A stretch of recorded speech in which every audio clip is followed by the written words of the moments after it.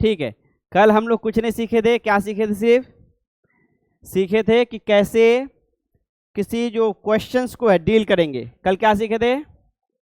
किसी क्वेश्चंस को पहले सीखे थे कि क्या क्या होता है नीट में, कैसे क्वेश्चंस आते हैं, 1 मिनट में एक क्वेश्चन बनाने का टारगेट रहता है। तो हाईएस्ट कोई भी टारगेट का तुमको समय मिलेगा, कितना मिलेगा? 2 मिनट मिलेगा। अगर तुम बायोलॉजी में और केमिस्ट्री वाला उन सब में जिसमें याद करने वाला पोर्शन आता है उनमें से समय बचा लेते हो तब। इसके लिए तुमको एक चीज़ होना होगा, रीडिंग हैबिट फास्ट होना होगा। सबसे पहली बात, तुम अगर 2 से 3 4 लाइन का क्वेश्चन को पढ़ने में 1 मिनट 2 मिनट लगाओगे तो पढ़ने का ही टाइम तुम्हारा क्वेश्चन बनाने का टाइम खत्म हो जाएगा, समझे? एक चीज़ होना होगा, reading habit fast. Reading fast करना पड़ेगा, उसका हैबिट बनाना पड़ेगा चीज़ों को फटाफट पढ़ने का, जैसे हम पढ़ रहे होते हैं कभी कभी, ठीक है? उससे तेज़ी से पढ़ने का हैबिट बनाना पड़ेगा। और ये तुम्हारा हैबिट धीरे धीरे ऑटोमेटिकली बन जाएगा। तुम जब तेज़ी से बोलने वाले को सुनोगे या तेज़ी से पढ़ने वाले को सुनोगे, ये हैबिट बन जाएगा, समझे? वो सब देखे उस घर में, जिस घर में माँ बाप बहुत तेज़ी से बोलता है तो बच्चा भी बहुत तेज़ी बोलता है, जिस घर में माँ स्लो बोलता है वो बच्चा भी स्लो बनता है, क्योंकि वो म्यूचुअल इम्पैक्ट पड़ते जाता है, ठीक है? अब देखो, कल हम लोग सिर्फ सीखे थे क्या कि क्वेश्चंस को कैसे अटेम्प्ट करें। ये पोर्शन हम लोग सीखेंगे परसों से, मतलब इस पे काम करेंगे परसों से। आज देख दूसरा चीज़ सीखेंगे, इस पे हम टास्क देंगे बहुत सारा, तुमको घर से बना के लाना है, ठीक है?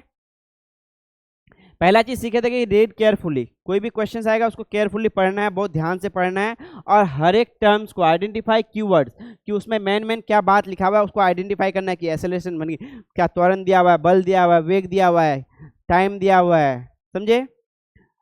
सर्कुलर मोशन है तो सर्कल दिया हुआ है, वृत्ताकार दिया हुआ है, ठीक है? वो सारा चीज़ ध्यान से देखना है और सारा चीज़ को नोट्स करना है, ठीक है? इस पे भी काम करेंगे हम लोग। एक दिन जो अगला क्लास होगा उसमें वही करेंगे, क्वेश्चंस लेके आएंगे और तुम लोग को बोलेंगे इसमें फटाफट 1 मिनट भी नहीं रहेगा, आधा मिनट में पढ़ना है और क्या करना है उसमें से नोट डाउन करना है क्या क्या इंपॉर्टेंट बात है और क्या क्या इन्फॉर्मेशन दिया हुआ है। दूसरा विजुअलाइजेशन। विजुअलाइजेशन कब? जब तुमको बोलेगा कि एक ट्रेन 100 किलोमीटर प्रति घंटा से जा रहा है, दूसरा ट्रेन पीछे से 150 किलोमीटर प्रति घंटा से आ रहा है, तुमको इमेजिन करना पड़ेगा। इमेजिन कैसा करना पड़ेगा कि एक ट्रेन जा रहा है कितना, 100 किलोमीटर प्रति घंटा से जा रहा है, दूसरा ट्रेन पीछे से आ रहा है कितना से, 150 किलोमीटर प्रति घंटा। तो जहां जरूरत पड़ेगा तुमको क्या करना पड़ेगा, इस तरह बनाना पड़ेगा। और उन दोनों के बीच दूरी है 50 किलोमीटर। बताओ ये ट्रेन इस ट्रेन के बराबर में कब पहुंचेगा, समझे? तो ये पहले फिगर बनाना, इसी को विजुअलाइजेशन कहते हैं, फिगर बनाने आना। एक डब्बा है, इसको 3 न्यूटन फोर्स इधर से लग रहा है, 4 न्यूटन फोर्स इधर से लग रहा है, फिगर बनाना।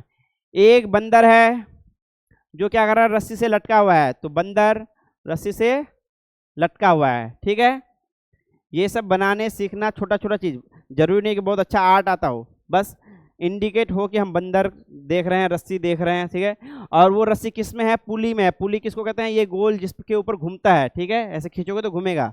यहाँ एक डब्बा है, ठीक है? अब ये बंदर कितना तेजी से चलेगा कि ये डब्बा भी ऊपर चला जाएगा, ठीक है? तो इस तरह की जब क्वेश्चंस में बात लिखा हुआ रहेगा उसको तुमको फटाफट फटाफट उसी तरह इमेजिनेशन करना पड़ेगा। हम जैसे जैसे कराते जाएंगे वो कल्पना शक्ति भी तुम लोग के अंदर आते रहेगा, समझे? जैसे उस मूवी में जो मूवी देखे था तुम लोग, लड़का सब तो शायद नहीं देखे थे, जो मूवी देखा था उसमें दिखाया भी था कैसे कल्पना करता है। ट्रेन जा रहा है तो ट्रेन के बारे में सोचो कि ट्रेन कैसे चलता है, देखो चीज़ सब। अगर कोई चीज़ फेंकते हैं तो गिरता कैसे होगा, कैसे जाता होगा, ठीक है? हर एक चीज़ उसमें अच्छा दिया हुआ, इसलिए वो बायोपिक दिखाया ताकि तुम लोग को थोड़ा सा इमेजिनेशन में आए। ये चीज़। दूसरा विजुअलाइज करना, जरूरत पड़े तो डायग्राम बनाना, स्केच बनाना, फिगर बनाना, ठीक है? सबसे पहले क्वेश्चन को विजुअलाइज करना पड़ेगा। दूसरा चीज, उसके बाद क्या करना पड़ेगा, गिवन एंड आस्क। जो चीज दिया हुआ है उसको नोट डाउन करना कि कोई एक क्वेश्चन में इतना सारा चीज दिया हुआ है। दूसरा बात आस्क, पूछा क्या गया है उसको नोट डाउन करना, ठीक है? जो चीज दिया हुआ है उसको नोट डाउन करना और जो पूछा गया उसको भी नोट डाउन करना। उसके बाद है फॉर्मुलेटिंग ए प्लान। जो चीज दिया हुआ है और जो पूछा है उससे रिलेटेड हमको कोई फॉर्मूला आता है कि नहीं आता है, उन सब का मिला के कोई एक फॉर्मूला है जिससे ये बन जाए। तो एक होता है डायरेक्ट इन्फॉर्मेशन, मैंने डायरेक्टली दिया हुआ है डायरेक्ट बन जाएगा।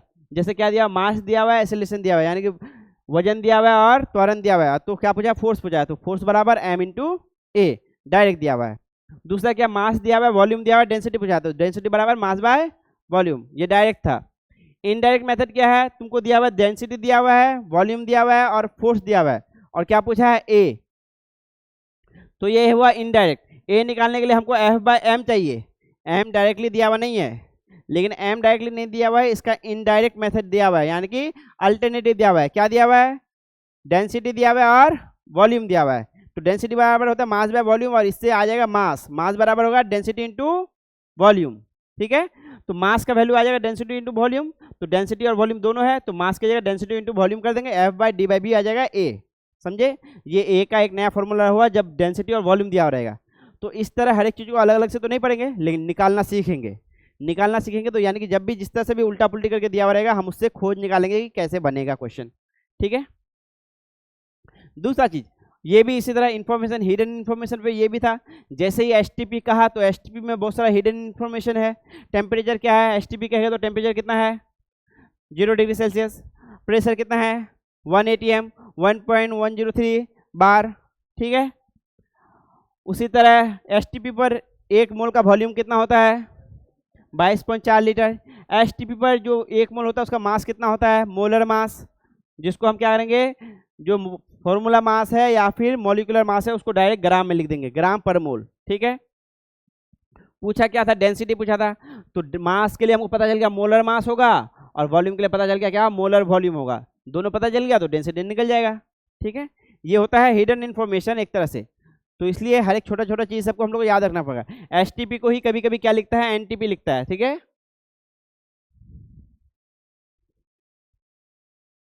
नेक्स्ट हम लोग देखे थे, जब सब कुछ हमको पता चल गया, फॉर्मूला मिल गया, साथ में हमको यूनिट भी चेक करना है। यूनिट को ध्यान देना है कैलकुलेशन से पहले हमेशा। अगर चीजें ग्राम में दिया हुआ है और न्यूटन में दिया हुआ है, तो ग्राम और न्यूटन में क्या अंतर है? न्यूटन केजी में दिया हुआ है, केजी मीटर पर सेकेंड, केजी मीटर पर सेकेंड। और मास अगर ग्राम में दिया हुआ है तो उसको सबसे पहले हमको किस में बदलना पड़ेगा? केजी में। तो इसलिए बोला है पहले चेक करो यूनिट्स को किस में दिया हुआ है, नहीं तो फिर तुम्हारा आंसर में 1000 का अंतर आ जाएगा, 1000 गुना का अंतर आ जाएगा। ठीक है, उसके बाद कैलकुलेट केयरफुली, कैलकुलेट करना केयरफुली, गुना भाग सब वो तो केयरफुली, वो मैथ है वो कैलकुलेट करना पड़ेगा। उसका चेक अगेन करो, तुम्हारा यूनिट एंड डायमेंशन वही आया जो पूछा गया था। जैसे गति पूछा गया, गति के बारे में पूछा, या वेग पूछा है, वेग, वेग पूछा है, तो तुम्हारा यूनिट एंड डायमेंशन क्या आना चाहिए? मीटर पर सेकेंड। और डायमेंशन आना चाहिए लेंथ, लेंथ कहाँ गया? मीटर के लिए लेंथ और सेकेंड के लिए टाइम इनवर्स, ये आना चाहिए। समझ में आई बात? उसी तरह अगर तुम्हारा आ जाए क्या? बल, बल फोर्स के लिए, फोर्स के लिए क्या आना चाहिए? केजी मीटर पर सेकेंड स्क्वायर, यानी कि ml T इनवर्स 2। समझे? यही आना चाहिए। कैलकुलेशन करने के बाद ये अगर यूनिट नहीं आ रहा है, इसका मतलब कुछ ना कुछ तुम गड़बड़ किए हो। समझे? तो कैलकुलेट, चेक, आंसर देने से पहले चेक अगेन करोगे तुम्हारा कहीं वही यूनिट वही तो नहीं आ रहा है। यूनिट में ही गड़बड़ होगा तो तुम तुरंत पकड़ लोगे कि ये कुछ ना कुछ हम गड़बड़ किए हैं। ठीक है, आज हम लोग सीखेंगे ट्रांसफॉर्मिंग। पहले फॉर्मूला सीखेंगे, डेटा को एक्सट्रैक्ट करके फॉर्मूला में यूज करना है। तो पहले फॉर्मूला को ट्रांसफॉर्म करना सीखेंगे। कैसा? जैसा इसमें बनाए, जैसे यहाँ पे ए के लिए एक नया फॉर्मूला आया, समझे? इसी तरह फॉर्मूला को हम लोग ट्रांसफॉर्म करना सीखेंगे, एक फॉर्मूला को अलग अलग तरीके से। ठीक है, तो पहले बेसिक फॉर्मूला लेते हैं। जैसे कि इक्वेशन क्यों लिखे हैं, या फॉर्मूला की जगह इक्वेशन क्यों लिखे? जैसे इक्वेशन होता है, किसी चीज़ को दो बराबर भाग में लिखे हैं। ठीक है, जैसे कि F बराबर ma, ये सबसे सिंपल से स्टार्ट करते हैं। F बराबर ma है तो a बराबर क्या होगा और m बराबर क्या होगा? ये हो जाएगा F बाय m और ये हो जाएगा F बाय a। इसमें क्या लगा? जो चीज़ें इस पर गुना में है उस पर जाके क्या होगा? भाग। जो चीज़ें इधर a गुना b है बराबर c है, तो b बराबर क्या हो जाएगा? c भागा a, c भागा a, पहला चीज। उसी तरह a बराबर क्या हो जाएगा? c भागा b। समझे? क्योंकि ट्रांसफॉर्मेशन हम लोग को आना चाहिए, जैसे हम दूसरा में यूज करने जाएंगे ट्रांसफॉर्म करके हमको ले आना पड़ेगा। ठीक है, अब दूसरा फॉर्मूला कौन सा है? इनिशियल में भी तुम लोग कौन सा फॉर्मूला पढ़े हो? मोलरिटी सब पढ़े हो। तो चलो हम इजी सा देते हैं। मोलरिटी बराबर क्या होता है? NY, याद नहीं है कुछ? NYB, मोल पर लीटर, मोल पर लीटर। ये ऊपर क्या है, ये है मोल्स, नंबर ऑफ मोल्स। नीचे क्या है, वॉल्यूम, आयतन, जिसमें किसमें होगा, लीटर में, वॉल्यूम इन लीटर। ठीक है, समझ में आया। तो अब यहां से n निकालो, n बराबर क्या होगा, v बराबर क्या होगा, बताओ n बराबर क्या होगा। n क्या हुआ, नंबर ऑफ मोल्स। छोटा छोटा चीज सबसे अभी स्टार्ट करो, इसको हम लोग फिर बराबर आ जाएंगे, फिर डिफरेंशियल इक्वेशन में इस सब में जाएंगे जब, तो और बड़ा होता जाएगा। आज करो, तुम लोग को फिर क्वेश्चन देंगे बहुत सारा, 100 क्वेश्चन के आसपास बना के लाना है, यही सब ट्रांसफॉर्मेशन। देखो छोटा छोटा स्टार्ट करेंगे, 100 क्वेश्चन करना, तो आदत बनते रहेगा कि 100 क्वेश्चन हम बना रहे हैं, भले छोटा छोटा हो। आज 5 सेकंड वाला क्वेश्चन बनाएंगे, कल 1 मिनट वाला क्वेश्चन बनाएंगे, तो वो फर्क नहीं पड़ेगा, समझे। छोटा छोटा क्वेश्चन रहेगा तो जल्दी बना लोगे। तो लेकिन काउंटिंग में तुम्हारा ब्रेन में क्या होगा कि 100-200 क्वेश्चन बनाए हम। इसी तरह 100-200 क्वेश्चन का जब मेंटेलिटी बन जाएगा ना, तुम डेली 100-200 क्वेश्चन बनाओगे, तुमको फर्क नहीं पड़ेगा। नहीं तो अगर अचानक तुमको 100-200 क्वेश्चन दे देंगे, तुम बोले इतना सारा क्वेश्चन, ठीक है। निकल गया, कितना निकला, कैसे होगा, इसको ट्रांसफॉर्म करना सीखो। n बराबर क्या होगा, मोलर मास गुना वॉल्यूम। हम एक चीज सिखाए थे कि मोल्स कैसे निकाले, किस 3 आधार पर निकाले थे, क्या क्या, नंबर्स पे, वॉल्यूम्स पे और मास पे। ठीक है, मोलरिटी के आधार पर नहीं सिखाए थे, तो ये मोलरिटी के आधार पर नंबर ऑफ मोल्स आ गया, समझे। ये जिसको जो क्लास कर रहा है उसको दरकार भी नहीं है, जो प्रॉब्लम्स करेगा उसी को दरकार पड़ेगा। तो नंबर ऑफ मोल्स क्या होगा, मोलरिटी गुना वॉल्यूम। ये क्या है, मोलरिटी। लिखते जाओ, नया नया टर्म सब जितना भी होगा सबको याद करते जाओ, मोलरिटी। ठीक है, इसको क्या कहते हैं, त्वरण। इसको क्या कहते हैं, द्रव्यमान, मास, मास एक्सेलरेशन। ठीक है, तो इसमें पहले क्या किया, और v बराबर क्या निकला, v बराबर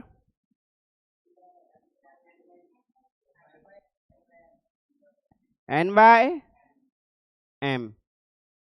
ठीक है, तो ये चीज फटाफट सीखो कि किधर से किधर करने पे क्या होगा, फटाफट बनेगा। ठीक है, जैसे क्या होगा, यहाँ m भी आ गया, n बराबर क्या आया, m भी, तो यहाँ से b बराबर निकल जाएगा, ये m किधर आ जाएगा, इधर गुना में, इधर भाग में आ जाएगा, तो ये भाग में आ गया। ये बातें कितने बच्चों को समझ में आया, किसको नहीं समझ में आया, 100% क्लियर करके हमको समझ में आना चाहिए, समझे। क्योंकि पीछे रह जाओगे तो वो हो जाएगा। समझ में आ गया, क्या नहीं समझ में आया, ये वाला नहीं समझ में आया, ये वाला समझ में आया। पहला वाला में क्या हुआ, पहला वाला में देखो पहले से इस फॉर्मेशन में है, किसमें है, इस फॉर्मेशन में है, क्या है, m बराबर क्या है, n/v। v इधर किसमें है, गुना में है, गुना में है, वो भाग में है, बट्टे में है, भाग में है, तो इधर जाएगा तो क्या होगा, गुना में, तो क्या बनेगा, n बराबर बनेगा m इंटू v। अब इसमें हमको क्या निकालना है, v बराबर निकालना है, तो v बराबर देखो यहाँ भी है, तो v बराबर है, तो ये m उसके साथ गुना में है कि भाग में है, गुना में, इधर आएगा तो क्या होगा, भाग होगा, तो v बराबर क्या लिखेंगे, n/m। समझ में आया बात, n/m। ठीक है, और डायरेक्टली देखो v यहाँ m है, तो v इधर से भाग से इधर जाएगा, गुना होगा तो यहाँ आ जाएगा, ये इधर से भाग आएगा तो इधर से भाग नीचे आ जाएगा। समझ में आई बात, जल्दी करो इसको। अब हम लोग धीरे धीरे क्वेश्चन उठाएंगे, कहाँ से, ये दोनों बुक से, फिजिक्स केमिस्ट्री का जितना भी फॉर्मूला है, जहां से मन वहां से उठाएंगे और ट्रांसफॉर्म करेंगे। समझ में आई बात, जहां से भी फॉर्मूला होगा उस फॉर्मूला का नाम बताएंगे, उसके साथ साथ क्या करेंगे, ट्रांसफॉर्म करेंगे। ठीक है,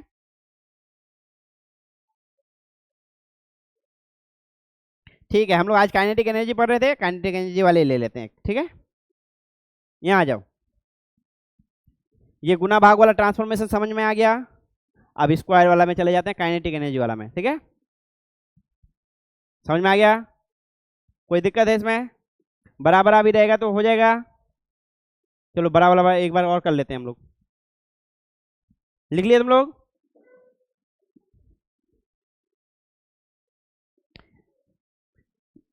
नहीं तो लिखने का काम घर में करो, होगा नहीं? भेज देंगे पीडीएफ तो नहीं होगा, उसको मोबाइल ही नहीं मिल रहा होगा।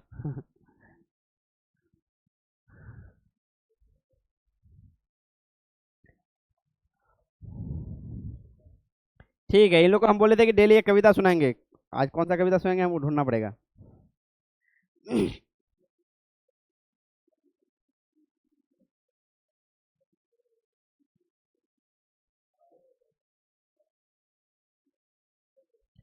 आज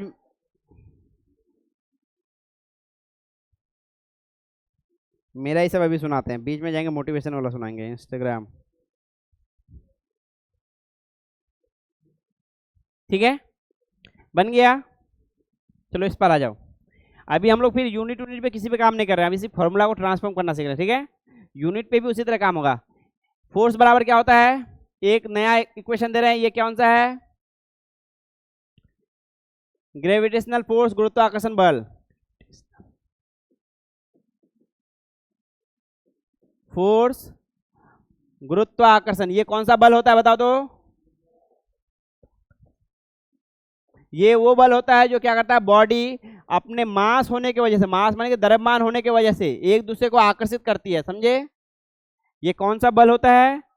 कोई भी सिस्टम में मास है, बॉडी में मास है, मास होने के कारण एक दूसरे को जो आकर्षित करती है उसी को क्या कहते हैं, गुरुत्वाकर्षण बल कहते हैं। ठीक है, तो एफ जी लिखता हूं। ठीक है, एफ जी बराबर क्या हो जाएगा, जी m1 m2 bye are square, ये हो गया।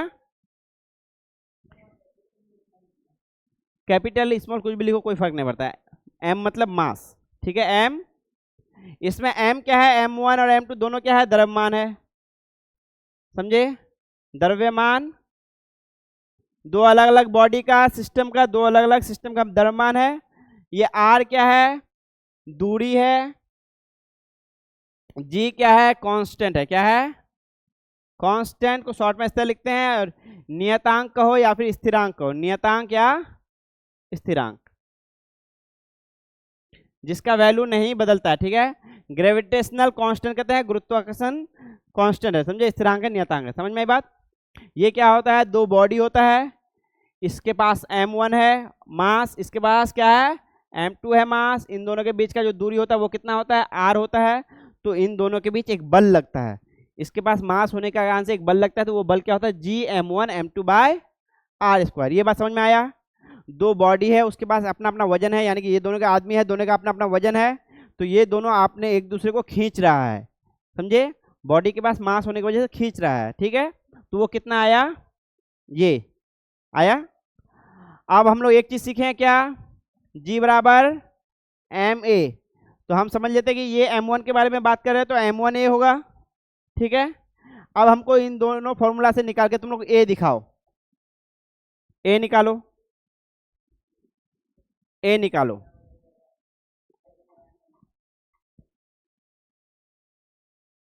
a निकालो, a,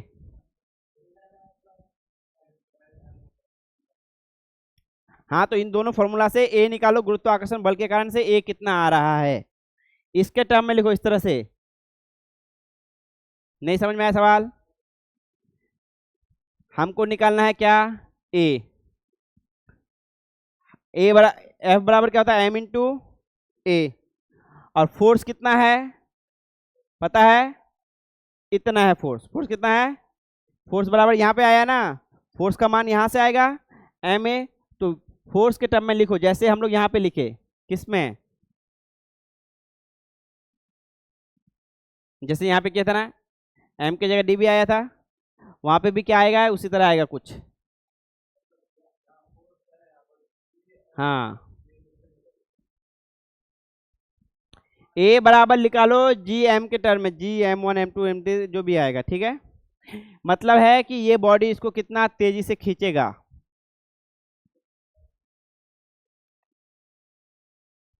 सवाल समझ में आया तुम लोग को? नहीं आया?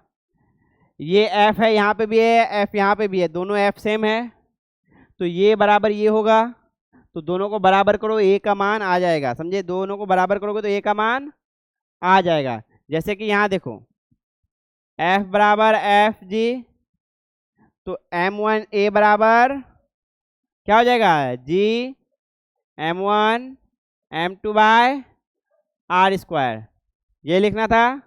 तो यहाँ से ए का मान आएगा, आएगा ए का मान, ये M1 और ये M1 कट जाएगा, दोनों तरफ है, तो ए बराबर क्या आ जाएगा, जी M2 बाय आर स्क्वायर आ गया।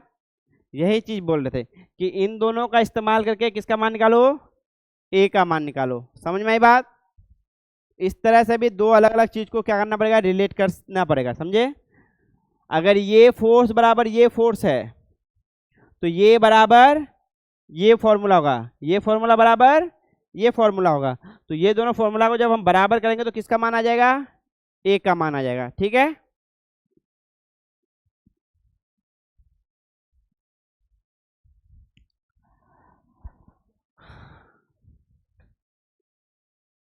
ठीक है। अब यहां से तुम लोग ठीक है, यहां से नहीं अगले में जाएंगे, ठीक है, हाफ एम बी स्क्वायर में जाएंगे। गुना भाग वाला समझ में आ गया, इक्वेट करना बराबर समझ में आ गया कि दो अलग अलग चीजें अगर एक बराबर है तो इस तरह बराबर करके उसका दूसरे का मान निकालेंगे। ठीक है, सबको समझ में आ गया, डाउट है नहीं है। नेक्स्ट में चलते हैं, नेक्स्ट में चले कि लिख लिए तुम लोग, लिख लिए ना, साथ साथ लिखते जाओ, समझते समझते।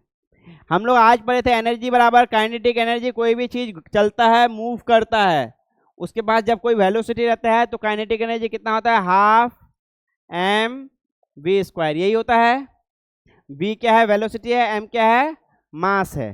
ठीक है, v वेलोसिटी और m मास है, e है। ठीक है, अब मान लो तो हमको e पता है तो v का मान निकालो, ठीक है, और m का मान निकालो। इसमें m का मान तो इजी है, v का मान निकालो, v का ही कॉन्सेप्ट को समझ आता हमको। v का मान निकालो, v का मान कितना होगा,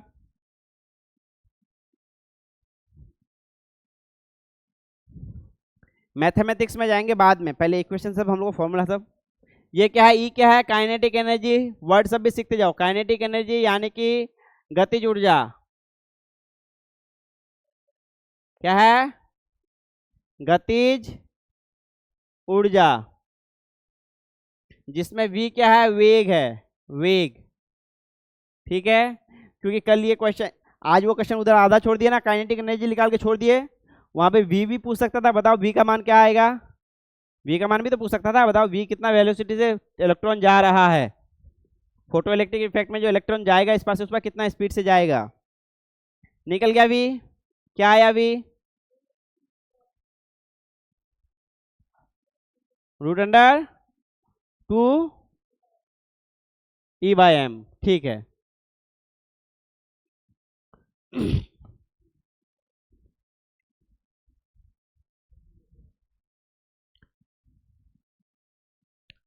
निकला सबका,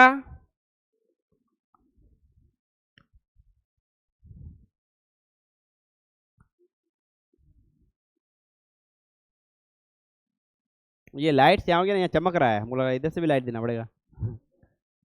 यहाँ आ जाओ, हो गया तुम लोग। आप देखो यहाँ पे क्या है, E बराबर हाफ एम वी स्क्वायर। ठीक है, तो इस पर लिखो V, इधर से लिख देता हूँ। ठीक है, तो ये 2 इधर भाग में इधर आएगा, क्या होगा, गुना में होगा, तो 2E होगा बराबर क्या होगा, एम भी स्क्वायर। अब ये m इधर क्या है, गुना में है, तो इधर आएगा तो क्या होगा, भाग में होगा, 2E बाय एम बराबर क्या होगा, वी स्क्वायर। अब स्क्वायर का उल्टा क्या होता है, रूट होता है, स्क्वायर का उल्टा क्या होता है, रूट होता है, तो v बराबर क्या होगा, 2E बाय एम पे रूट होगा। समझ में आई बात, स्क्वायर का उल्टा क्या होता है, रूट होता है। किसी संख्या को किसी संख्या से गुना करते हैं तो वही स्क्वायर होता है, रूट मतलब उसी संख्या को उसी संख्या से गुना करने पर, भाग देने पर उसी को क्या करना पड़ेगा, देखना पड़ेगा कितना आएगा। रूट मतलब होता है पावर 1/2, इसी को कहते हैं पावर 1/2, 2E बाय एम पर पावर 1/2। कभी पावर 1/2 रहेगा इसका मतलब रूट है, पावर 1/3 रहेगा ये इसका मतलब रूट क्यूब है। समझ में आई बात, ये रूट स्क्वायर है, ये रूट क्यूब होगा 1/3 जब रहेगा पावर। ठीक है,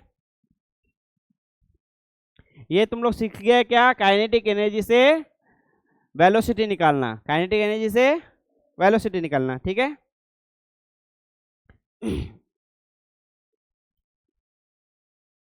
उसके बाद हम लोग ग्राफ सीखेंगे, पहले ये सीखेंगे, ग्राफ सीखेंगे, फिर क्या सीखेंगे, ग्राफ।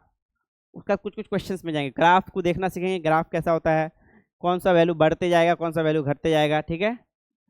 ग्राफ क्या है, विजुअल रिप्रेजेंटेशन है, विजुअल है, ठीक है। ये ही हो गया। रूट वाला समझ गए। लॉग वाला नहीं करेंगे क्योंकि लॉग पढ़ाएंगे तब करेंगे, लॉग का उल्टा भी होता है, लेकिन लॉग पढ़ाएंगे तब करेंगे, ठीक है। चलो नेक्स्ट चलते हम लोग एक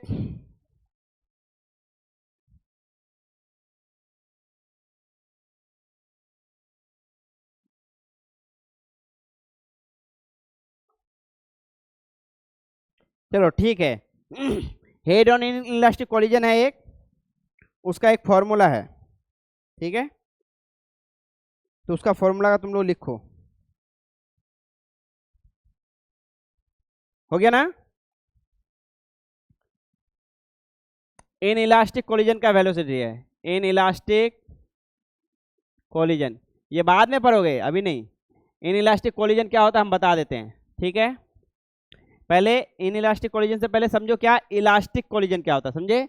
इन हो जाएगा उसका उल्टा, इलास्टिक कोलिजन कोई चीज टकराया, परफेक्टली टकराया, फिर अलग हो गया, समझ में आई बात। इन इलास्टिक क्या होता है, कोई चीज टकराया और उसी के साथ चिपक गया, समझ में आई बात।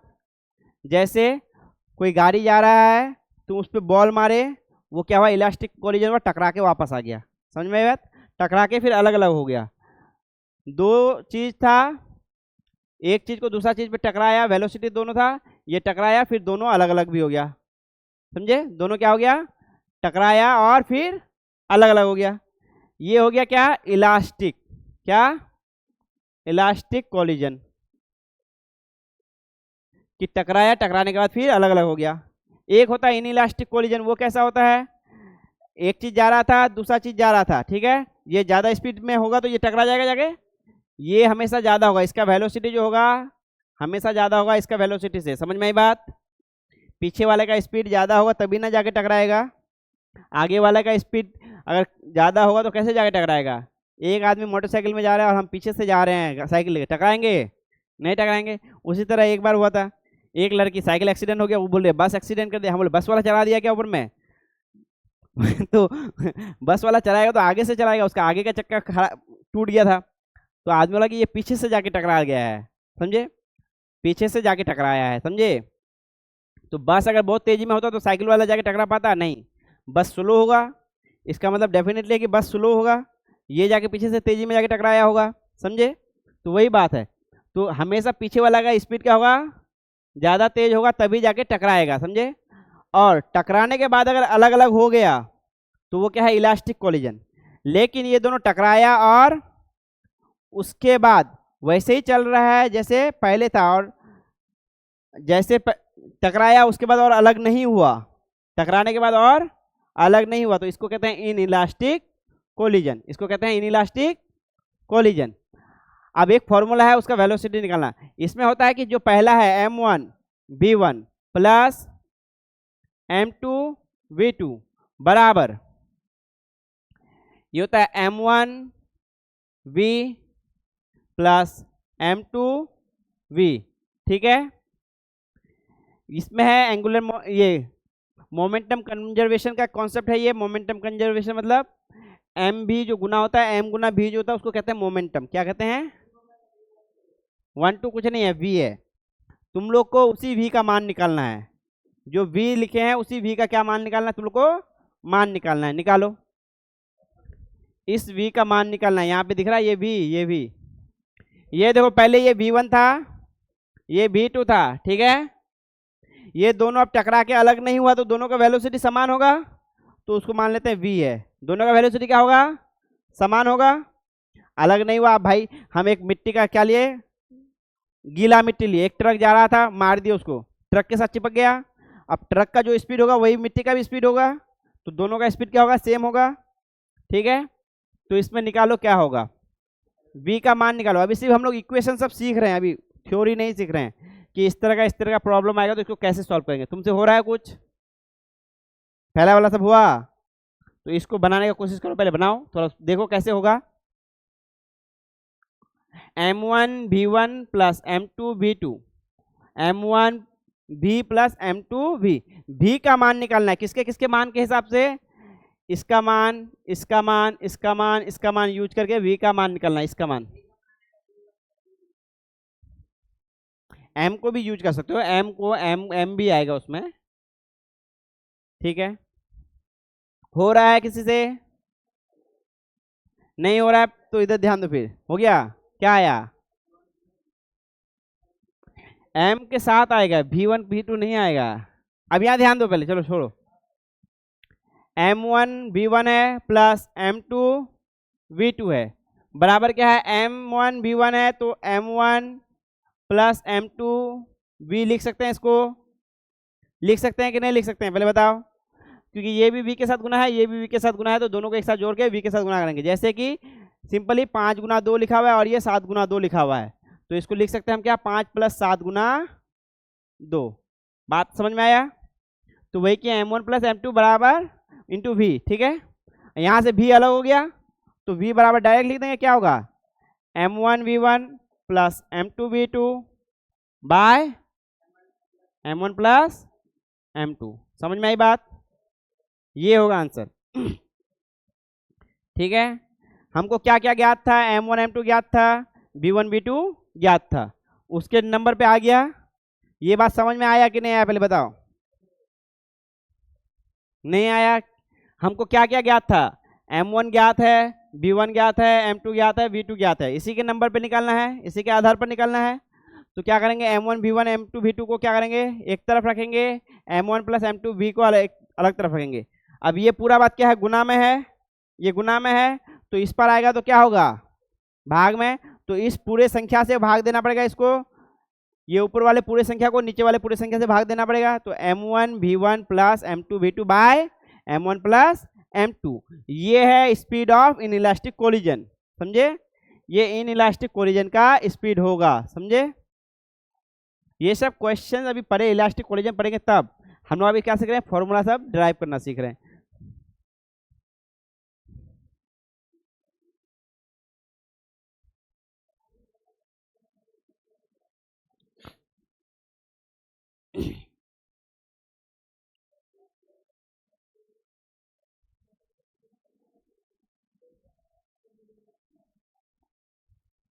आज ये कर रहे हैं, कल कल कल इसे विजुअलाइजेशन करेंगे, ठीक है।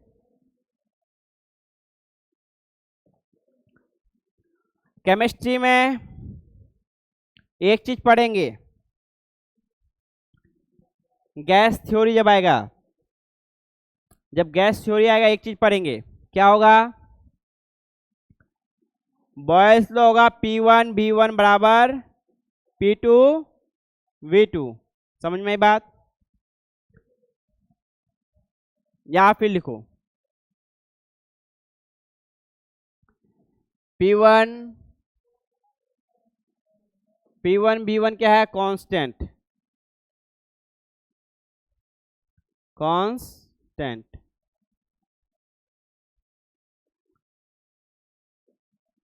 कांस्टेंट को K लिख देता हूं, ठीक है।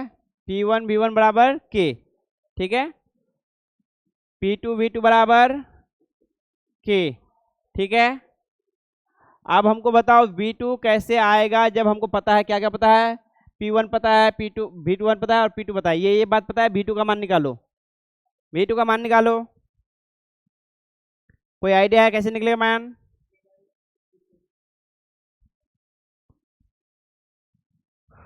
कैसे आएगा मान, किसी को आइडिया,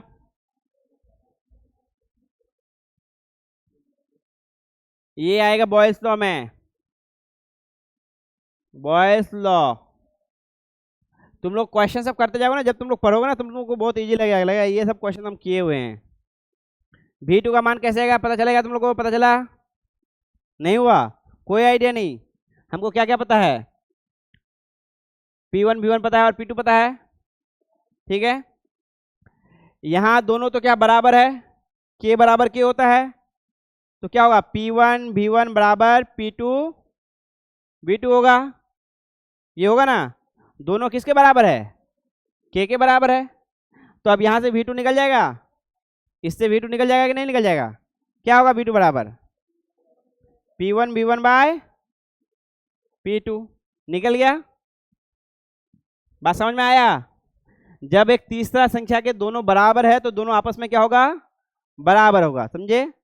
कोई चीज अगर तीसरा संख्या के बराबर है, हम बोले क्या कि रहीम का हाइट और मंगल का हाइट बराबर है, इरफान का हाइट और मंगल का हाइट बराबर है। अब बताओ रहीम का और इरफान का हाइट कैसा है, बराबर होगा। तो वही बात है यहाँ पे, समझे। दो चीजों को इक्वेट करना तीसरे चीज से, दो चीजों को इक्वेट करना तीसरे चीज से, सीखते जाओ। दो चीजों को तीसरे चीज से इक्वेट करना यानी कि बराबर करना, इक्वेट करना बराबर करना, बराबर करना, ठीक है।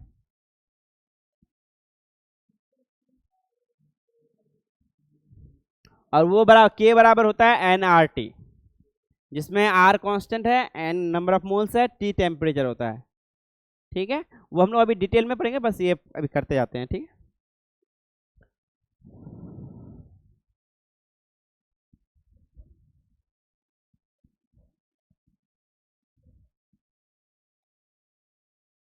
ठीक है, तो ये फॉर्मूला सब इस तरह एक्सचेंज कर लोगे तुम लोग। लॉगरिथम अभी नहीं पढ़ाए हैं तो लॉगरिथम वाला चीज देंगे भी नहीं।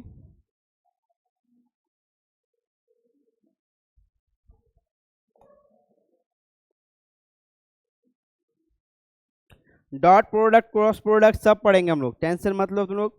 ये अलग, हाँ क्या टाइम हो गया, ठीक है। एक और क्वेश्चन कर लेते हैं तब तक यहाँ, उसका तुम लोग को भेजेंगे बहुत सारा क्वेश्चन, वो तुम लोग घर में करोगे, ठीक है।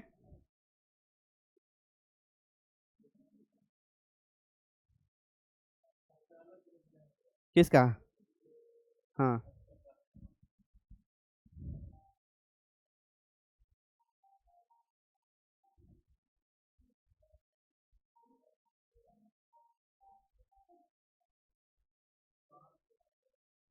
कौन कौन सा केमिस्ट्री में लोग फॉर्मूला पढ़ लिए हैं, हाँ ठीक है। ये जो हम लोग पढ़ाए अभी, क्या पढ़ाए थे, काइनेटिक एनर्जी बराबर क्या पढ़े थे हम लोग, 1/mv² बराबर क्या होता है प्लैंक्स के टर्म में, h nu minus h nu by naught, h nu naught होता है। और एक दूसरा चीज होता है, लाइट का फॉर्मूला होता है, क्या होता है वो, सी बराबर न्यू लैम्डा, यही होता है। तो अब इसी काइनेटिक एनर्जी को किसके टर्म में लिखो, लैम्डा के टर्म में लिखो, ठीक है। जहां न्यू नॉट होगा वहां लैम्डा नॉट होगा, समझे। लैम्डा के टर्म में लिखो, न्यू बराबर क्या बनेगा, न्यू बराबर क्या बनेगा, सी बाय लैम्डा। अब उसमें लिखो,